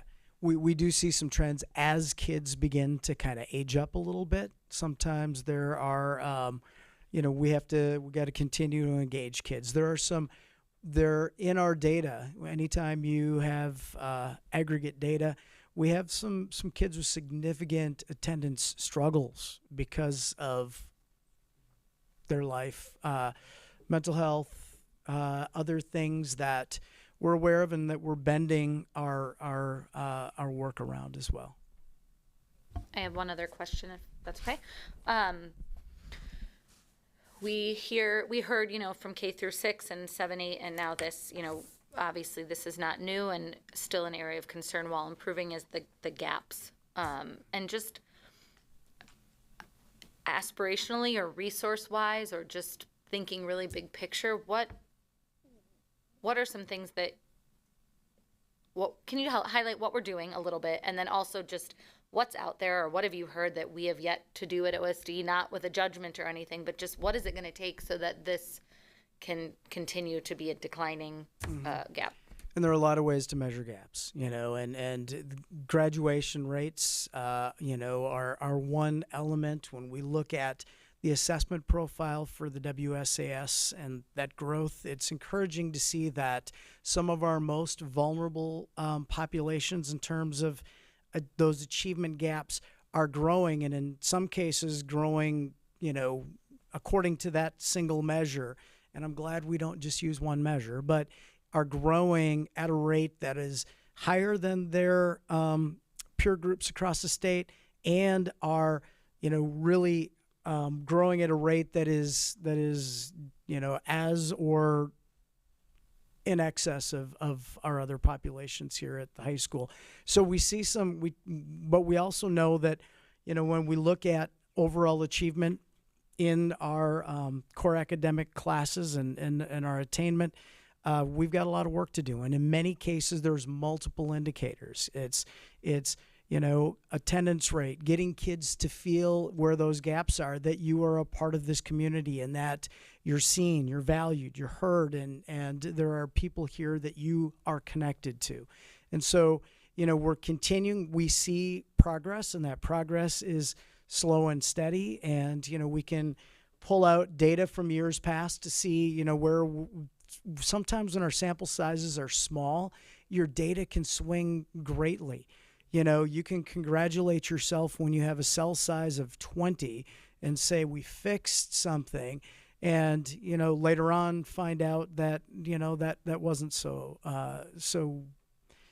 amazing. And so, you know, I guess over the long run, it's if we know our kids and we know our families and, you know, we can, you know, get them believing that, you know, we're here for them, I think we'll continue to see better outcomes over the course of time. But absolutely, those gaps are staring us in the face. And that's, as a staff, it's each and every classroom. It's making sure that we have kids in representation across our upper level courses so that all kids have, you know, a rigorous academic preparation that is proportional within our building and really sees promise in kids that may not yet step up to those challenges on their own. So whether it's our honors courses, our AP classes, making sure that we are invitational intentionally to broader groups of kids as well. All right, go ahead, Mary. So first, having 98.6% of our students, our learners, have growth is awesome. So major kudos to every educator at the high school. As well, our ACT scores are going up, which is great. I know, you know, sometimes they have changed the ACT scores a little bit, but it's excellent. And Maggie, maybe I misunderstood one of the slides that you presented that had blue at the top with baseline and then 17% progress goal met for access and everybody else was not meeting, needed additional supports. Can you tell me a little bit more about the population? What am I missing? So I would say that, again, this was for our language development assessment. So it's not really connected to the other growth data that we shared with you. So these are students who receive English language supports in our building. And that looks like push-in support sometimes in classrooms. It means sometimes that they do get some translation. It includes students who are newcomers to our country who are at beginning English. And so we have a larger percent of students than we would like to who are not testing out of needing language supports. And that kind of is what that big blue bar shows, is that those students are growing. So that's why they were still to the right of that like state average bar. But typically students would take about 5 to 7 years to become proficient in English. And so we have students across our district who are called long-term ELs who we would like to support more with their language development so that they don't need that support anymore. Okay, all right. And so like in that group of students that were represented by the bar, I mean, what's the average year that they have been in that grouping, I guess? Eventually they should age out, although I think you just mentioned that maybe they won't. I'm not sure I know the answer to that question, the average amount of time that they've been with us, either in the district or categorized as an EL. I'm not quite sure. Okay. But at the high school level, we do have students who have been receiving services in our district, you know, from an early age. Okay, yeah. All right, thank you. And then I just wanted to talk about in the booklet on page 16, the failure data, the fact that you know, there are increased number of Fs given out over the course of the you know, the last 10 years, and it's called out obviously, but any idea why that's happening? So are you talking about on page 16, the upper left hand? Okay. Yes. You know, there's some of that, you can see some variation. You also know that our population has increased over the course of time. So, You know, we're issuing over 16,000 grades a year that go to transcript. And so there are times where that number can, the number can be increasing, but the percentage is actually smaller. And so when we look at a 2.8% failure rate among 15-some thousand grades that were issued last year, I would say that it is some of the things to watch in that percentage are, number one, you know, how concentrated are those Fs? Because there are some students that are carrying more than their share, and that usually is tied to other concerns or indicators. And we know our kids, and we know that we're working with those kids to find fixes in the big box, or if we're going to have to design some specialized pathways in order for them to be successful. So watching kind of that concentration of failure is really key and critical for us. But we also have overrepresentation and some groups, and that's something that we're really critically aware of as well. And I think aligning our supports and resources, I think our Success Center has really been important, because it is about focusing on keeping kids in the traditional schedule, but serving them really intentionally with tutoring and extra support during their learning resource or their study hall times. And that's been super helpful, because those folks are able to push in at times into PLCs to, like, let me get into that biology PLC and figure out what we're doing here so that I can have the tools that I need to support kids.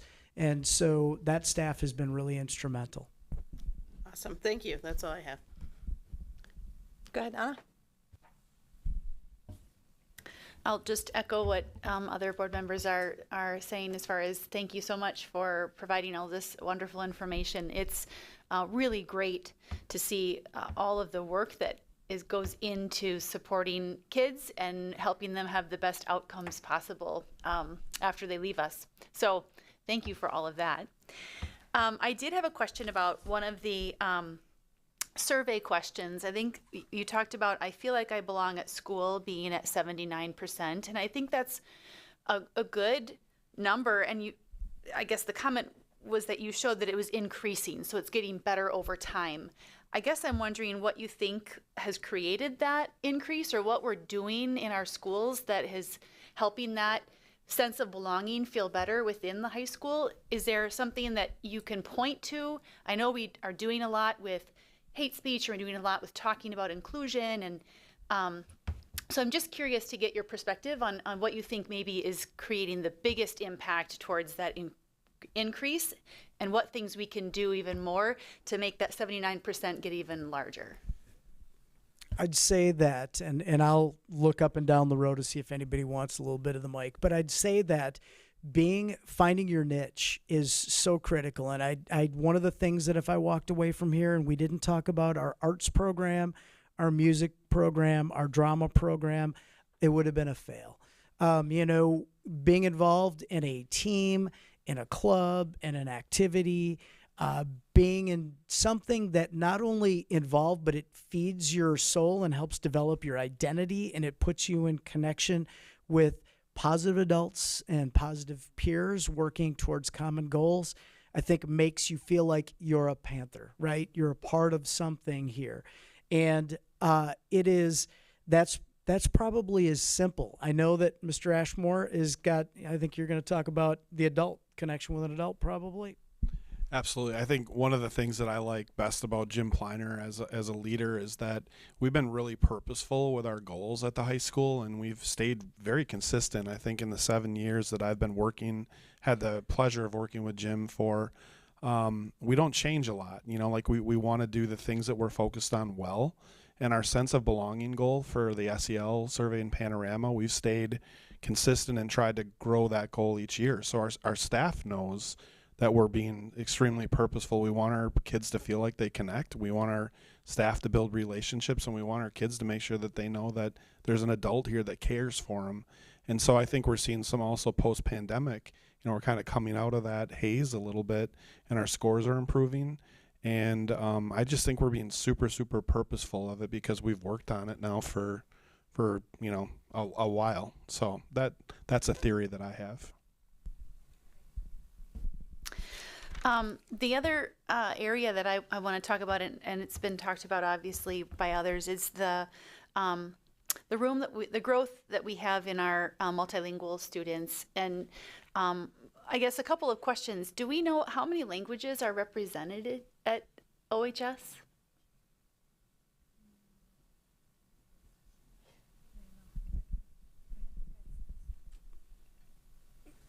We're not. I mean, we don't have it at our fingertips. Sure. Yep, Spanish is our number one. Okay. We've had Farsi, and we've got a family that has spoken Farsi. We'll get. It's a bad answer. Well, that's okay. That's all right. That's okay. Come back later. That's all right. Kind of, I guess, as a follow-up to that, one of the things that I'm just wondering in my mind is whether or not we've thought about, or maybe we do this and I just don't know about it, through a community education perspective, offering English as a second language for families or for parents or for caregivers, to allow for that, to gap some of that bridge and help the entire family with that transition, if that's something that would be helpful. It just might be something for us to think about for growing our community education programming, to offer that type of class and make it accessible and make it convenient. But that might be something that we think about as a strategy to just help with some of that learning. So I don't know if that's ever something we've thought about, or if there would be a potential opportunity for that. We've been doing it for several years through community ed. So it's been a very thriving program. As a matter of fact, when things are happening around school and I need an opportunity to speak to parents, like if there's been a referendum piece or whatever, then I attend one of their classes and ask for an opportunity to speak. So it's been around long enough so that I did that in 2018, I think, at the last referendum. So we have been offering that through our for a very community long ed? time. That's It's amazing because it not only is a class to help people grow their English skills, but then they all have a common meal together. There's childcare provided. It's an event. It's really I love nice. that. I love that. That's awesome. Okay, wonderful. That's great. Could I share one more just really quick thing that I think is kind of neat on the reverse of that? A few years ago, I think John was leading where our teachers were able to learn Spanish that didn't know Spanish. We've got so many families that speak that, and I think it's really important for us to be able to communicate well. You know, for those of us that have taken like 7 years of French for no apparent reason, really. You know, like going back, but that's pretty cool too on the flip side of that. Yeah. So. Yeah.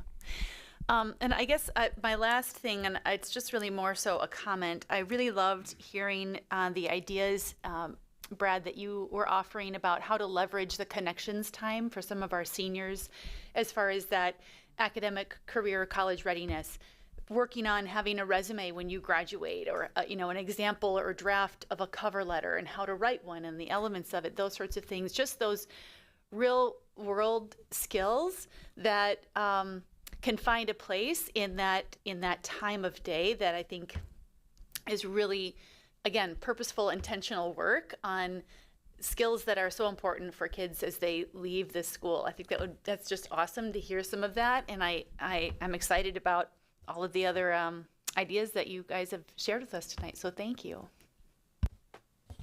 Go ahead, Troy. Great. So just a couple of statements and then a question or two. I just want to say, first off, I was reviewing, before tonight's meeting, I was reviewing some of the goals that you have laid out for this year, and was really drawn to goal number 1 and goal number 3, which are really targeting your freshmen, GPA and attendance rates. And you've really all addressed that. Mr. Hunter, Ms. Schmidt, I think everybody spoke about the things that you do. Because my question was going to be, when we see students are not on track to hit those goals, what do we do? And I think I just want to say kudos to you, because you've all talked about the adult connection, personal connection, and some of the extra supports, the different pathways that we offer. So great great job anticipating some of our questions.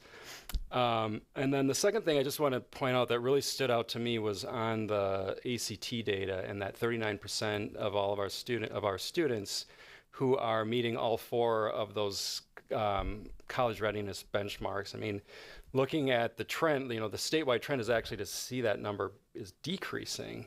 But here at Oregon, over the past 4 or 5 years, there is a pronounced upward trend in that data. So again, a great job there. My question stems around AVID. So tonight, as part of our budget approval, we approved some funding to provide some training to our OMS educators in the AVID pathway.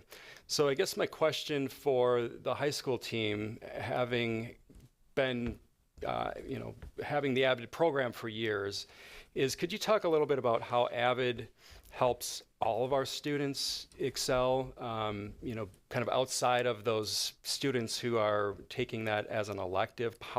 What is it about AVID that helps our entire school population benefit? So and when I was in Madison, and Maggie was in Madison as well, we both experienced AVID and considered it among the very best that if you talk about scaffolding support for kids, AVID is the very best thing that we can do for kids to prepare them for rigorous academic challenges now and beyond. So there's the AVID elective, which is about 25, 6, 7 kids at each cohort. We're in year 7 this year, so we've had a few classes that have graduated. But a school becomes an AVID school. School-wide AVID is scaling out those Wicker strategies, which are, again, very tightly aligned with our theory of action, right? So we want all kids to be writers. We want kids to be able to, inquiry, collaboration, organization, and reading. And so those strategies are meant to be used across the curriculum, across the learning day. And a high school, we've got 84 teachers, right, that are running classes any given hour. And we've got kids' schedules can look remarkably different. That, you might have not only a different set of electives, but a different set of teachers than I have for our core classes. But when we have a language that we speak wall to wall, that's research-based, best practice, so that students are all getting a taste of something, regardless of the context, that is high value, that is consistent, and is common language across our building, then they begin to develop strategies that they carry in their toolbox. If I go to your class and it's completely different format and Caleb's on a whole different page, then we're in silos again, and kids are left to their own devices. So there's an intentionality to using certain strategies to scale and then to provide an opportunity for kids to reflect on their learning across the board. Does anyone want to grab and add to that? I get to be on the AVID site team, and so I get to sit with a bunch of educators that are working on different teachers working on strategies. And one of the things that I think is really interesting is not just the AVID elective teachers. They know their strategies like there's like the back of their hand, right? But the staff that also comes around and, like the next circle out, right? That it would be the AVID site team. And those teachers are now also helping to teach our staff on PD day. So I'm just thinking like Brian Bothwell is helping teach PD. He himself is not an AVID elect teacher, but he has mastered many of the strategies, and he's going to be teaching on inquiry coming up on Thursday. So I think that's how you can see, like, we started small, and then the site team staff, and then that's just continuing to grow out. And so then all the students are now starting to see Wicker strategies and hear the common language. The only quick thing I would add is that Wicker strategies in general really require students to hold the cognitive load, that they're working hard in all of those areas. outside of, and really giving teachers the tools to think critically about how to get kids there, keeping them at the grade level standard and really rigorous, and helping them to meet that expectation. Thank you very much. That's all. Caleb, anything? Yeah, I do have. I have several questions that all kind of blend together. So I don't know exactly how to start. So I'm going to start with what I think is an easy question. And I'm also going to thank you all for sharing what you shared today. It was really great to see and have you share all the information and just see the passion that goes into what everyone does. What I think is an easy question is my concerns English language learners. And the growth that we've seen, do you have an idea of how that population has grown in recent years and like how it will grow going forward? Because this came up last meeting or the meeting before when Forest Edge was talking about how they had a huge bump increase in English learners, English language learners, even this year. And so my first question is that, how has that population of students grown? And then what do we think it's going to continue to do going forward? And then I have questions related to that once I get that one out of the way. So I'm not your numbers girl right now, I have to tell you, but I would say that that it has continued to increase consistently. I would agree that last year we felt like a pretty large number of newcomer students in particular, which just is a different level of support that students need. And I would anticipate as we continue to be a place that people want to send their kids that we're going to continue to see that growth. I'm not sure if you know specific numbers. I don't have specific numbers, but 20 is a trigger. When you have a group of 20 is a trigger for bilingual programming, and we've crossed that threshold. We also, have felt those, our staff has been working incredibly hard and really we've been stretched. And so we were really fortunate when we were allocated that additional bilingual para and just were able to fill it this past week. And so, again, we see a growth of kids, and the challenge tends to be when you have a small number of resources and our priority is to support students in the mainstream. Our priority is not building a sheltered program and keeping kids away from where that instruction is happening. And so physical bodies to support kids or clusters of kids is the challenge. And the biggest challenge is, as Maggie had said, you tend to have to funnel your support towards the greatest area of need when you have not enough resources, which underservices kids that those language level growths are comprised of multiple levels: reading, speaking, and listening. And sometimes teachers can underestimate students' reading and writing capabilities in English because conversationally they appear to have stronger skills. And so those are the kids sometimes that really could benefit the most from some focused support and maybe under-resourced, if that makes sense. And I could just add a few more details about how we're going about supporting students right now, and we've done a lot of work over the past 2 years to look at our service delivery model. We have 40 plus students who are receiving services, and so what we've kind of landed on for now is focusing co-teaching in our English classes. So we have one of our multilingual teachers co-teaching. She can't co-teach in all English classes, but at the 9th and 10th grade level right now, co-teaching in those classes.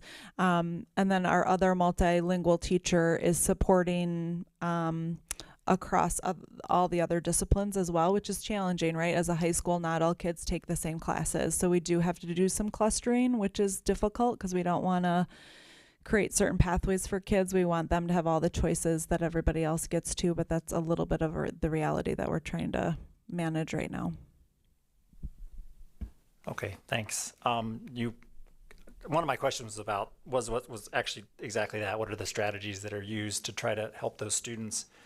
So when I look at the numbers and I look at the data, if you look at like just some of the very superficial things like GPA for the students who identify as Hispanic, and then you look at like the number of Fs that students who identify as Hispanic have, you see that there's quite a difference there. And I always wonder, because this is something I experience in my own classroom when I teach, how much the language issue is an obstacle or what's preventing the students from succeeding at the way that we would like them to succeed, and then what we can do to help them get past that barrier. Because it's not that they can't do the work, it's that they don't have the language skills to do the work. A few years ago, I will not bore you with the details, but we had a big influx of students from China that came to UW-Whitewater and ended up at the Rock County campus where I primarily teach, specifically because their TOEFL scores weren't high enough, the test for English as a foreign language. And so they had the ability, but their language skills were lacking. And so we ended up with a lot of these students, and it was a really big challenge to work with them, not because they couldn't do the material. It's that when I put a test in front of them, it wasn't even a term, like a sociological term. It was a 4-syllable English word that I completely take for granted that they had never seen before, and it completely hindered their ability to answer the question. And so I had to figure out, well, how do I help these students succeed without some of the resources that you all have? And so when I look at the numbers, I wonder how much of that's playing into it, and then what more we can do. And also, and this is another question I had, is that you talk about in the material how we're becoming a more diverse district. As we become a more diverse district, what kind of future resources are we going to need to help those students succeed? Because I know we all want those students to succeed at the level that all other students succeed at, but they have, a unique set of challenges that we have to try to meet. Yeah, so I'm thinking of two things based on what your question was and what you shared. One is that our Latinx data is not the same as our multilingual data, that like not all Latino students are English learners. So some of that data, like we are pretty focused on our Latino students as well, and kind of understanding their experience in our school community, in addition to the students who are language learners as well. So one of the things that we are digging into this year, to answer your question about how do we help students gain academic language at a grade level standards while they're learning English as well, is that we're going to start to kind of highlight those practices that students can, or that teachers can use in their classrooms, that will help that to happen. So for example, collaboration and having students have speaking and listening opportunities with each other in a pair or a group is super important for them to keep acquiring language. So like we always do at Oregon High School, we'll have teachers who are doing those good practices share what they're doing. We'll introduce new learning. We'll learn from each other and kind of dig into each of those strategies. And our CISA partners are going to help us do that starting on this Thursday. You answered one of my other kind of sub-questions, which was about the Latinx population and then how many of them were language learners versus not, because I was curious about that as well. I've got more questions, but I think I'm just I'll save them for another time, because this is something I think about a lot, and I think I'll just end with a comment that I think that as we see the student population changing in our schools, I want to make sure that we have conversations about the resources that we need, and that you all who are on the ground in the schools at all the levels, make sure that you're asking for the resources that you need, so that we're helping all of our students succeed, and become, the resources to the community that they will be. So. Leslie, any questions from you?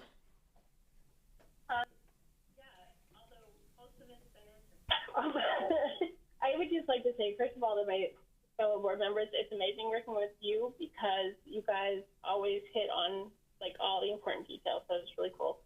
And to the OHS staff, and you guys are amazing. Thank you so much for all of this wonderful data and presentation that you've given us. And so my first question had to do with AVID, and Troy covered that. So that needs to go off the board. And then the other one was on the Oregon High School Access, the English EL learners. Caleb kind of covered this about resources. And I guess I know that we live in a world where there's finite amounts of resources available to us.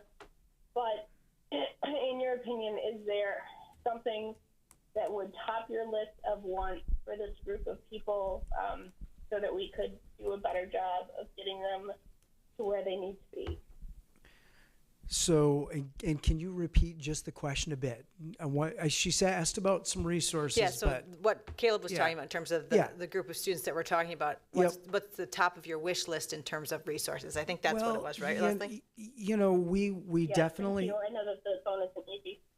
when we hire teachers right now, there are many programs that are dually certifying people. They can come out with content area certification and ESL certification. And so we're valuing that because we want people that are choosing the work and coming to us with skills, or at least the disposition to continue to grow. And, one of our big criteria is, you make us better as a school. That's just one of the hiring priorities that we have.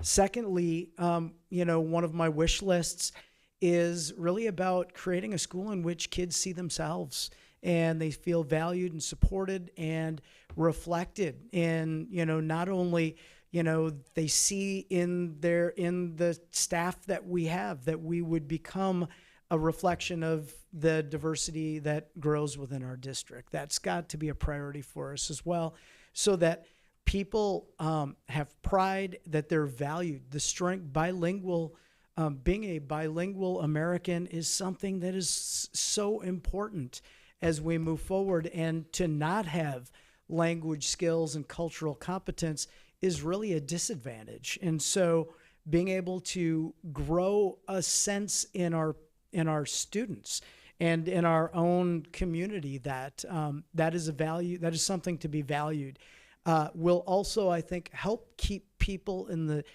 the zone of proximal development, in that stretch zone, that when I'm frustrated because I feel like I don't have help, or that I'm not able to understand what is happening in my classroom, really helping turn the culture here, that we see strengths and assets in these learners. And, in addition to having enough support staff and teachers with those tools in their toolboxes, I think will help move us forward. Anything else, Leslie? No, thank you so much.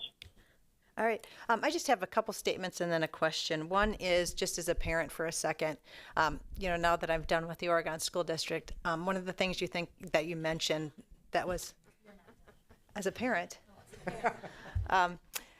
Sean was a student cadet and a peer-to-peer tutor. And I think, you touched on how powerful that is, student to student. And I think he probably got as much out of that experience as the students he was working with, just in terms of kind of a leadership role, that it's okay to ask for help, just seeing different kids in different situations. And I just think that was such a powerful experience. So I'm really happy that you guys are leaning into those experiences, because they're really, really important.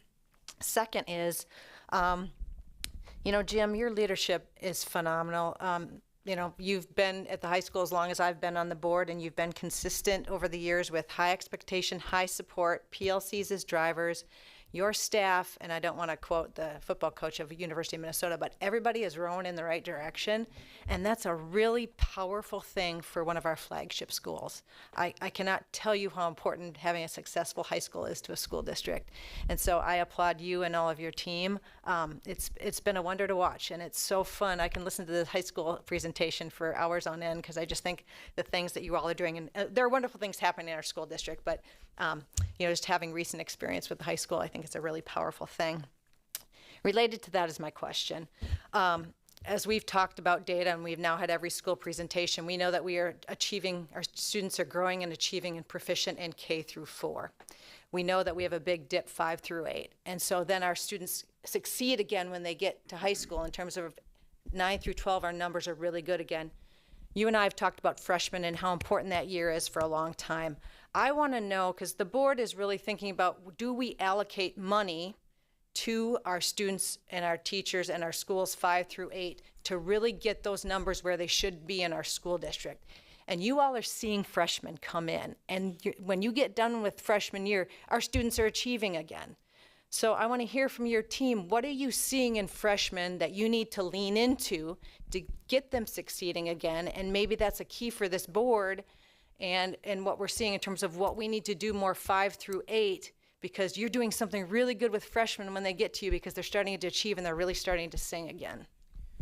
And I know that it's a simple question, but it's a really complex question. No, it's a really complex question. I think that I can't speculate, right? What I can tell you is that, we just have been really clear and intentional about how we're built. And I think that we have an instructional focus. I feel like I'm in better position to maybe, when I'm speaking with colleagues across the Badger Conference or the state and different priorities, and one of the things that we've really wanted to be intentional about is constantly deepening our focus on instruction and learning from and with one another and building leadership amongst our staff. And knowing, our informal motto, but it's been on everything from the dawn of time, is it's about kids, it's about learning, and it's about the relentless pursuit of better together. And so, I think that over the course of time, whether accidentally or intentionally, we've got a strong culture here where staff believe that they're doing the right work, that they're being resilient. And I would say that I have never seen a school where people will go way out of their way to connect with kids and give them what they need to be successful. It is atypical for that to happen. A couple of things that we didn't mention tonight, but collaborative classroom visits are something we continue to do. We will do instructional rounds next week, and we bring in, the word has gotten out where principals from around the area want to participate, and are saying things about their experience here that is really affirmational about the work that we're doing. I don't think we could have written a journal 10 years ago, but we're at a place where, we tend to have to turn where we've got more than enough. We don't want to, and it is about everybody being together and feeling like they're doing the right work and believing that that will make a difference. And we still have challenges. There's no question, and we know what those are. We try to keep it really simple, and we don't chase fads. When Brad said we don't change much, I hope you took that the right way, because we want to do the high leverage work that matters the most. And, sometimes it's just we don't have enough discipline to continue to do the right work. And I think we've tried to, that's the Mike Schmoker, right? We really know the important work. We just aren't disciplined to continue to do it. And I think that, we've tried to, instead of reading 100 books and having 100 books kind of influence us in a Frankenstein way, we've tried to stick really true to a few really good, we build ourselves around the work out of Harvard. Elmore and Liz City, who was interviewed as a part of our last journal, right? And, the work on the instructional core and really continuing to try to use that as an anchor for our work, but also as a filter for keeping distractions away that will drive us off path or lead us to really disjointed outcomes. So we're just trying to be consistent and focused. Thank you. Other questions? Anybody have anything that cropped up through other people's? Okay. Dr. Bergstrom, anything you'd like to say? Just that I'm very proud to work with all of them. And we have 6 languages at the high school. I looked it up. Thank you all. We appreciate your time tonight and all you do. Thank you. Okay, let's see, where are we? Moving on to E-Information 5, Superintendent's Report. Dr. Bergstrom.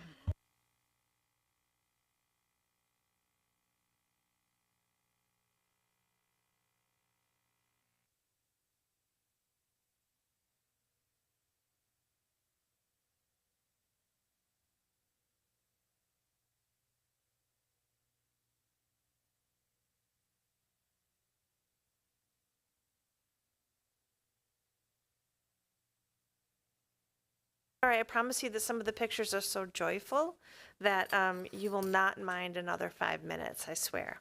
So it is National Physical Therapy Month, so we wanted to honor our amazing physical therapists who are here with us, Julie and Colleen and Melissa. The great work they do for our kids. We're very fortunate to have them, and I'm glad we have a month to celebrate them. And then it's also School Bus Safety Week. That was actually last week. And we wanted to thank our bus drivers yet again for safely transporting our kids. And then, we also have things to share with our community related to safety tips and buses, and you can find that on our website. And then thank you for the Oregon Area Wellness Coalition and the OCA Media for making a really cool video on bus safety that, once again, you can find at our site. And then here we're getting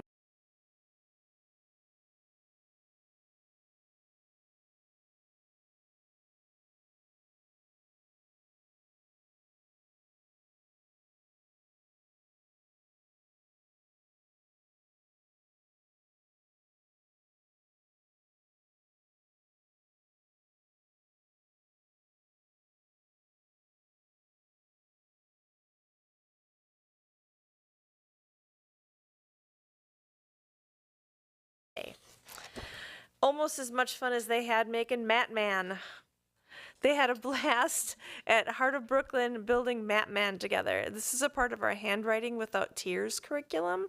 This project encourages teamwork, detailed drawing, and the introduction of lines and curves. So our little artists have been using a variety of materials like stickers and Play-Doh to enhance their fine motor and their sensory exploration related to Matman. And then, I love this every year. The Brooklyn kindergartners did their drive-in movie. They make all their cars and they decorate them. And then this is a long-standing creative and fun tradition. Do you remember that from when your kids were little? Oh, I'm sorry. This is not meant to make you cry.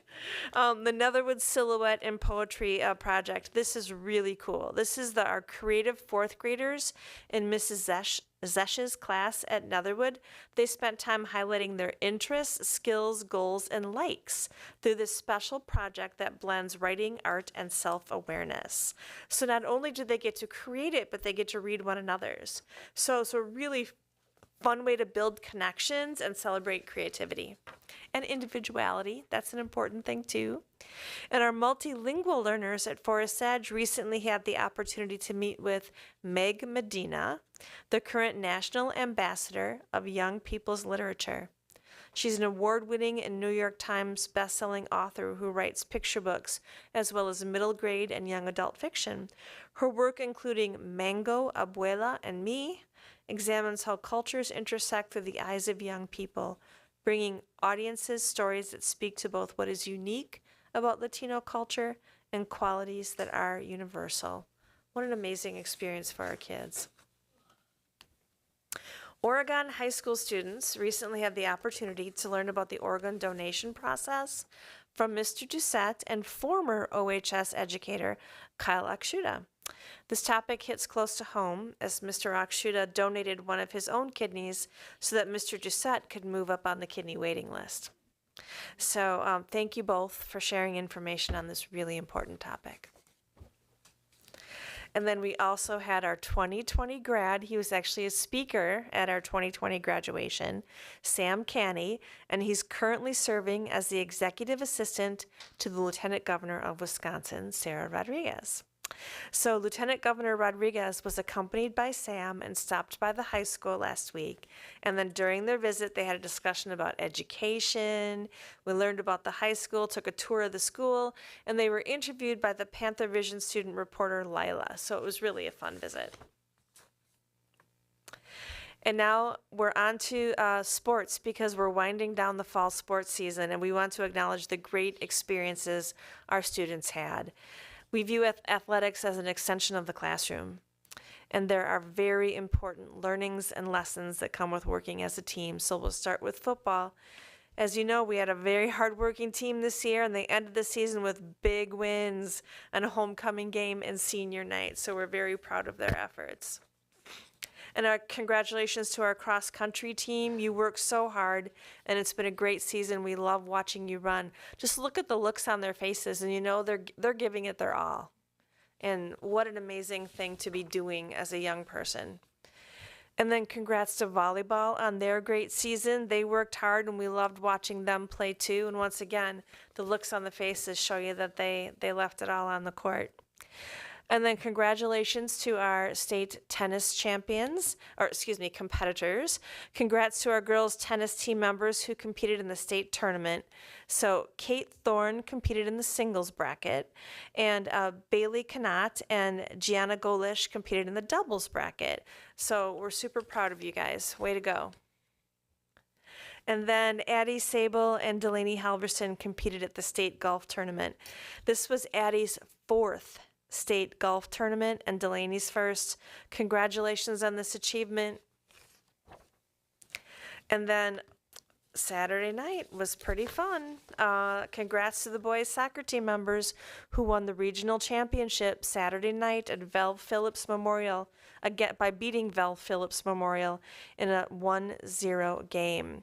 The team next competes at the WIAA sectional semifinal Thursday night in Middleton.